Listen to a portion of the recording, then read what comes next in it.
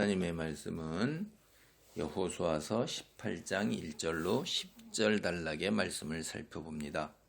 이제 여호수아서 18장과 19장은 일곱 지파에게 이제 땅을 분배하는 이야기를 전개하고 있어요. 이 앞에서 이제 우리가 살펴봤을 때 유다 지파도 나오고 에브라임 지파도 나오고 이렇게 지파들 그 땅을 나눴잖아요. 나눠준 거 하고 나머지 땅을 이제 나오는데 그 18장 1절로부터 10절까지가 이제 전체적인 개요예요. 아우트라인입니다. 이 아우트라인을 얘기하고 뒤에 가서 이제 각 지파별로 땅을 나누는 것이 있는데 18장 1절 한번 봅니다. 이스라엘 자손의 온 회중이 실로에 모여서 거기에 회막을 세웠으며 그 땅은 그들 앞에서 돌아와 정복되었더라. 그러나 이스라엘 자손 중에 그 기업의 분배를 받지 못한 자가 아직도 일곱 지파라. 그래서 여호수아가 이스라엘 자손에게 이르되 너희가 너희 조상의 하나님 여호와께서 너희에게 주신 땅을 점령하러 가기를 어느 때까지 지체하겠느냐. 이렇게 되죠. 그래서 1절로부터 이제 3절을 보면 우리가 실로라는 지명이 나오는데 이 실로가 중요한 곳이에요. 여기 보면 그 실로에다가 회막을 세웠잖아요. 이 회막은 영어로 보면 이제 텐트라고 나온단 말이에요. 그러니까 이동식 성막인데 여기 실로에 세운 것은 이동식 성막보다는 훨씬 더 이제 그 견고하고 이동하지 아니하는 성격을 지녔을 가능성이 높은 걸로 우리가 생각을 할 수가 있어요. 이 레위 지파가 운반하고 다니던 그 회막, 성막이라고도 장막이라고도 이제 여러 말로도 얘기를 하는데 이거는 모세 때하고 이 여호수아 가나안 정복 전쟁을 할 때 레위 지파들이 도와가지고선 그렇게 메고 운반하고 쳤다가 다시 또 갔다가 이렇게 했잖아요. 텐트처럼. 그런데 이 실로라는 곳에 이제 땅을 분배하면서 거기에 하나님의 장막이 계속해서 있습니다. 그러니까 이거를 그렇게 운반하고 다니던 장막이 아니라 훨씬 더 그거보다 조금 더 오래 가도록 견고하게 지어졌구나. 유다 왕이었던 다윗이 예루살렘 성전을 짓기 전까지 아마 이곳에 계속 있었는데 뒤에 이야기에 보면 여기에 그래서 하나님의 법궤가 계속 있게 돼요. 그러니까 실로가 굉장히 종교적으로 중요한 것이죠. 사람들이 하나님께 그 속죄 제사를 드리고 그 다음에 절기를 지킬 때 이곳으로 나와야 되잖아요. 실로에 오는 거예요. 그러니까 이스라엘 사람에게 있어서 이게 대단히 중요하고 삶의 중심지였다고 우리가 생각이 됩니다. 이제 일곱 지파가 아직도 땅을 못 받았으니까 여호수아가 하는 말이 뭐냐면 너희 조상의 하나님 여호와께서 너희에게 주신 땅. 그러니까 땅을 누가 줘요? 하나님께서 주신다는 거예요. 이게 너희가 땅을 받는 것은 하나님께서 약속하신 것을 받는 것이지 우리가 힘이 있어서 무력을 앞세워가지고 정복전쟁에서 이겨가지고 땅을 차지하는 게 아니라는 거예요. 오늘날까지도 힘이 있고 무력을 지닌 자들이 남의 땅을 빼앗잖아요. 땅 따먹기 하는 거예요.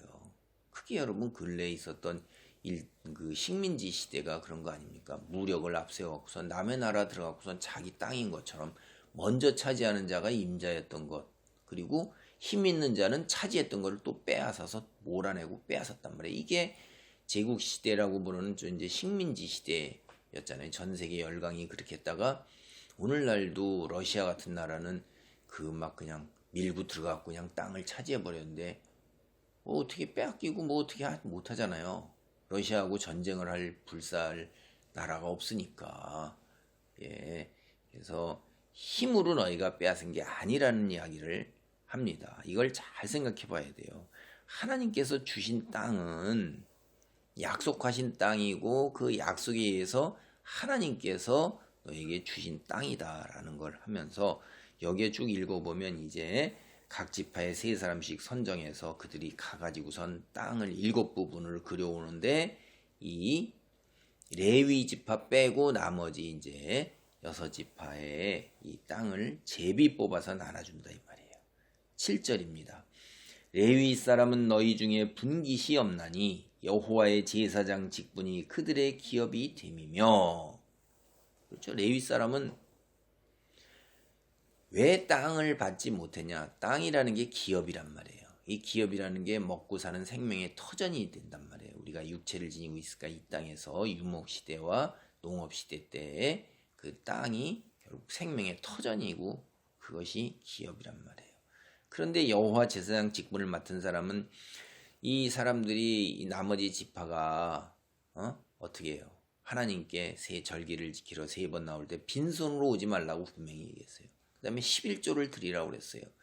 그리고 또 너희가 가진 축복 중에서 어려운 자들을 위해서 하나님께 드리라고 그랬어요. 그래서 그것을 창고에 쌓아놓고 고아와 가부들을 위해서 쓰라고 그렇게 얘기를 했으니까 그 다음에 속건제나 속죄제를 드릴 때도 빈손으로 나오지 아니하잖아요. 그 규례가 다 레위기에 있어요.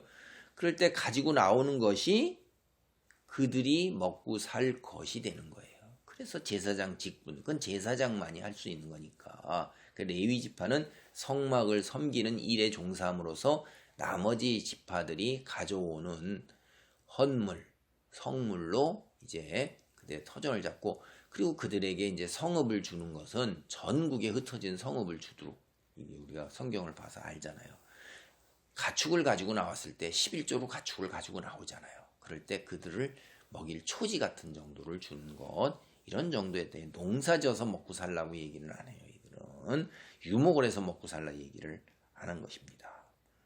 그래서 10절 봅니다. 여호수아가 그들을 위해 실로의 여호와 앞에서 제비를 뽑고 그가 거기서 이스라엘 자손의 분파대로 그 땅을 분배하였더라. 이 일에 하나님께서 함께 하시는 거예요. 이게 첫째, 여기 보면 하나님 앞, 하나님 앞이라는 이야기를 계속하고 있잖아요. 너희 조상의 하나님 여호와께서, 여호와 제사장의 직분.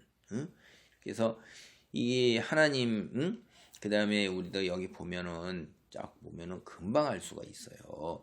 6절도 보면 그 땅을 7부분으로 그래서 이곳 내게로 가져오라. 그러면 내가 여기서 너희를 위하여 우리 하나님 여호와 앞에서 제비를 뽑으리라. 그래갖고 하나님 앞이라는 표현을 갖다가 6절도 하고 8절도 이렇게 해갖고 내가 실로 여호와 앞에서 너희를 위하여, 이게 8절 그렇게 얘기를 하고 있잖아요. 그렇죠? 그래갖고 그 다음에 10절에도 또 나와요. 10절에도 실로의 여호와 앞에서 하고 하나님이란 표현을 계속해서 하고 있다 이 말이에요. 이게 하나님이 함께 하시는 거예요. 회막은 하나님이 임재하시는 거잖아요. 그러니까 하나님이 함께 하신다 이 말이에요. 두 번째 우리가 보면 하나님의 회막이 있다는 거 벌써 여기 1절에 나오잖아요. 하나님이 임재란 말이에요. 그리고 이제 하나님께서 제비뽑기를 주관을 하고 계세요. 제비뽑기를. 인간이 이거를 갖다가 나눠 갖는다는 거는 불가능한 겁니다. 제가 앞서도 말씀드렸잖아요. 우리가 어떤 목을 나누어 가질 때 그 얼마나 어렵습니까? 오늘날에도 사회적으로 문제가 되고 있는 것이 이제 삼성 같은 데서도 막 문제를 일으키고 그러는 게 뭐냐면 성과급을 나눠주는데 이제 서로 불만이 생기는 거예요. 그러니까 이게 누군가가 못 받는 사람도 있고 그렇게 엄청나게 받는데도 상대적으로 남이 더 받는 것 지나 공동체 구성 안에서 그걸 이제 불만을 부추겨 세웠고 그 안에 갈등이 있게 만드는 거예요. 그럼 아예 싹 주지 않든가. 아무리 어떤 방법으로 나눠도 정당하게 다 만족하는 방법이 있을 수가 없는 거예요. 내가 얼마쯤 더 기여했다고 각자 주장하는데 그게 합의를 보겠습니까? 받는 것에, 남들 못 받는 것에, 엄청나게 받는 것에 고맙고 감사함을 느끼고 그래야 되는 건데 그걸 그 안에서 남을 죽이도록 서로 갈등을 일으키도록 하는 것이 이게 불순한 자들의 생각이고 나쁜 생각이에요. 감사함이 전혀 없는 거죠. 그럼 결국 망하는 겁니다. 우리가 많은 자동차를 비롯한 여러 기업에서 자기들이 누리는 것 엄청나게 누리는데 자기 자식까지도 특혜를 주면서 뽑으면서도 그걸 가지고 그 안에서 분란을 일으켜갖고 싸우고 결국 기업이 그냥 자동차 회사가 폭삭 망해서 없어지잖아요. 이제 또 망해서 없어지게 생겼는데 그렇게 해서 다 다 망하게 만드는 게 이게 악한 자들의 생각이라 이 말이에요. 그걸 잘 보여서 감사함이 있어야 되는 거예요. 그러니까 제비뽑기 하나님께서 하신 일이에요. 그러니까 거기에다 대고 하나님께 불만을 토하면 죽는 겁니다. 파멸밖에 없는 거예요. 하나님의 임재가 강조되는 겁니다. 그래서 레위기 26장 11절로 11절 보면 이런 말씀이 있어요. 너희가 사는 곳에 나도 같이 살겠다. 나는 너희를 싫어하지 않는다. 나는 너희 사이에서 거닐겠다. 나는 너희의 하나님이 되고 너희는 나의 백성이 될 것이다. 성경의 새 번역은 훨씬 읽기가 편하고 우리가 쉽게 우리말 이해오죠. 이게 새 번역이에요. 레위기 26장 11절에 하나님께서 우리 사이에 같이 임하시면서 살면서 거니시면서 우리의 하나님이 되고 우리가 하나님의 백성이 된다는 거예요. 얼마나 감사한지 알 수가 없죠. 오늘날 그리스도인 똑같이 그렇게 되는 것입니다. 자, 우리가 여기서 보면서 잘 생각해 보셔야 돼요. 받는 분복을 감사함으로 누릴 줄 알아야지 상대적 비교 속에서 남과 갈등과 충돌을 빚을 때 다 같이 멸망한다는 것을 우리 깨닫고 분복에 감사하면서 그리스도인으로서 긍정적인 삶을 살 수 있어야 돼요. 기도입니다. 하나님 감사합니다. 이제 하나님의 임재하심을 우리가 봅니다.